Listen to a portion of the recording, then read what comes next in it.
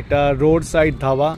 এইসব ধাবায় ঢুকে খেতে খুব ভালো লাগে, সিরিয়াসলি বলছি। Basically any time. তো ওইদিকে মেদিনীপুর আর এই যে মুম্বাই যাওয়ার রাস্তা নিলাম,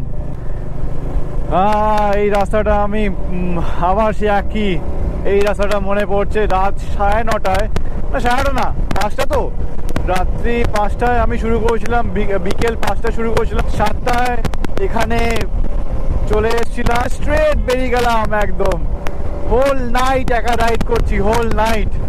ও কি রাইড ছিল ওটা আমার, পুরো অন্ধকার, ঠান্ডা কাল, ডিসেম্বর 31 ডিসেম্বরের আগে। আর রাতে পুরো ফগ, পুরো সাদা দেখছি সামনে আমি। তো এটা মুম্বাই যাওয়ার সময় ভাই, এটা রাস্তাটা সামনে অত ভালো না, হ্যাঁ ভাঙাচোরা রাস্তা আছে, কিন্তু যেতে অসুবিধা হয়নি কোনো। কিন্তু ছিলাম একা, কিন্তু অত রাতে একা যাওয়া আমার ঠিক হয়নি। এখন আছি ঝাড়গ্রাম ডিস্ট্রিক্টে। গাড়ি তো ওই যে সবার গাড়ি ওখানে লাইন আপ করা আছে।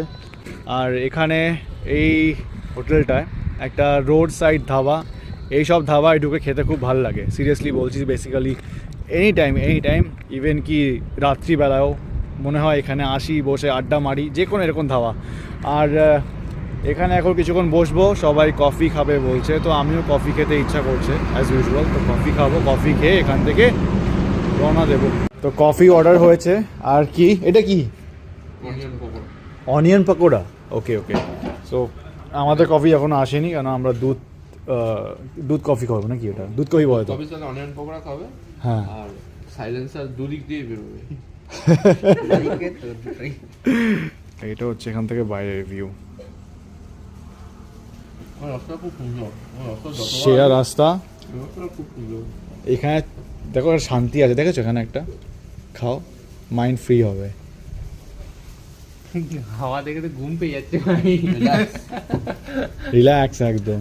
আমার দুধ কফি চলে এসছে, আয়োজনে চলে এসছে, একদম চিল করো এবার।